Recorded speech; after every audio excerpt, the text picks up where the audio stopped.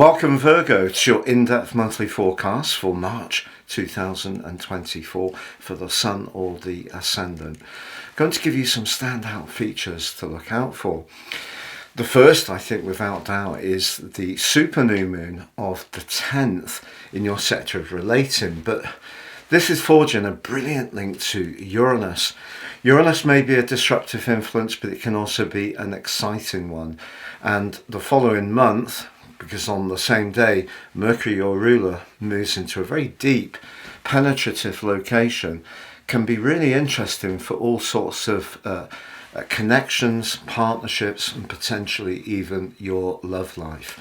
The 20th, we have the spring equinox. We have on the 25th, the lunar eclipse. Please stay with me for more. If you would like to ascend above this zodiac broadcast and understand what's going on in your personal astrology based on your unique birth data, if you share with me your time, date and place, or date and place, I can produce for you your life roadmap report. This will give you searing insights into the patterns that are played out in your life so far and a much more intimate understanding of how to work with them and seize opportunities going forwards. In my special package of 30% off, you can also get your 12-month transit forecast. This is an analysis of the moving planets in the sky and how they're interacting with your unique blueprint. So really exciting. Please see the link below. If you've yet to subscribe to my channel, I'd be honoured if you did so now. And also please feel very welcome to comment and interact with me. So Virgo, the month begins with the Sun, Mercury, your ruler, Saturn and Neptune all aligned in your sector of relating, but the Sun's pretty close to Saturn. I think what we've got at the start of this month is a huge opportunity as the Sun links to Jupiter, one of astrology's luckiest influences, and perhaps also one of astrology's more limiting ones, with the Sun's connection to Saturn, which actually peaked on the 28th of February. So maybe in your relationship situation, it won't necessarily be all hunky-dory. And I think the important thing is not to think only in terms of romance. So it could be any kind of connection, partnership or association. Things could be a bit serious or a bit tense, or there can be a test, but there definitely can be an opportunity.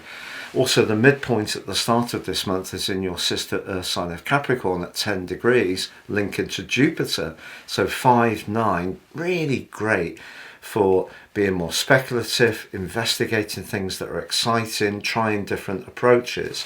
Also, the 5th sees an exact conjunction between the North Node and Chiron. If you are someone who's interested in the psychological dimension, that can help you to make more sense of some deep issues in that area. The supermoon, as I mentioned before, the 10th, is in your opposite sign of Pisces, but again, that Uranus link suggests an open mind, fresh approaches, or some kind of spontaneous connection could really bring some excitement in the following 4 weeks. But Mercury moves out of your sector of relating on the same day and into that 8th house. Now, if you are interested in business or you have your own desire to become more entrepreneurial, this can bring out a lot of shrewdness on your part, but also you can delve down into your financial situation with a lot of care. The 11th sees Venus replace Mercury. Now, Venus in the 7th house is one of its most positive transitions. It does tighten up into an exact conjunction with Saturn on the 21st. Again, a test around a relationship, but it's a test you can come through because Saturn can be about wisdom as much as roadblocks. Maybe you can learn something about what you're expecting in a relationship or what the other person expects and get some greater understanding going. From the 22nd through to the 29th, there's a glorious link between Venus and Jupiter. So the 2 planets of fortune could see that somebody gives you some information, or you meet someone, encounter someone in a way which is very, very lucky indeed. The spring equinox of the 20th sees the Sun move into Aries, the start of the astrological year, but it's linking to Pluto in your 6th house. If you are really serious about deploying your full range of skills when it comes to managing things in a very neat, precise, detailed way, but also evolving your financial situation. You have it all with that alliance. Mars also moves into your 7th house on the 22nd.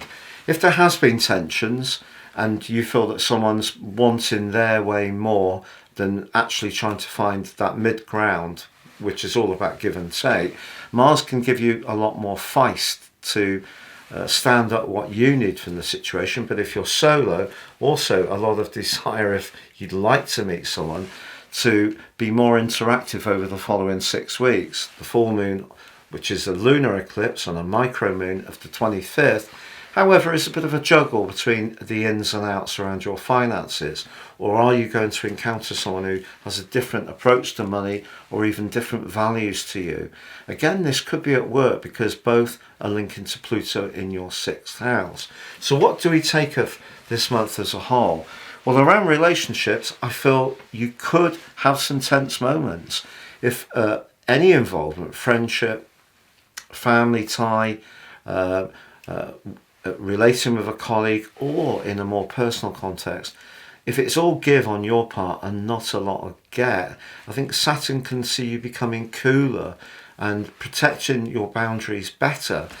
On the other hand, with the Sun combining with Neptune as it does from the 14th to the 19th, you've got to be really realistic about relationships. Saturn's asking you to keep it real, but all through the month, Uranus and Jupiter are asking you to be very open-minded about how you can move your situation forwards. That could be from travel, it could be from higher education, it could be from opening yourself up to fresh ways of approaching things. But as the month draws to a close, it does get much more about where you're most invested and also where things are transforming in your life. So it gets a bit deeper, perhaps even more psychological, but it's definitely more about finance at the end of this month. The start of the month, the first 2/3 of it, much more about relationships.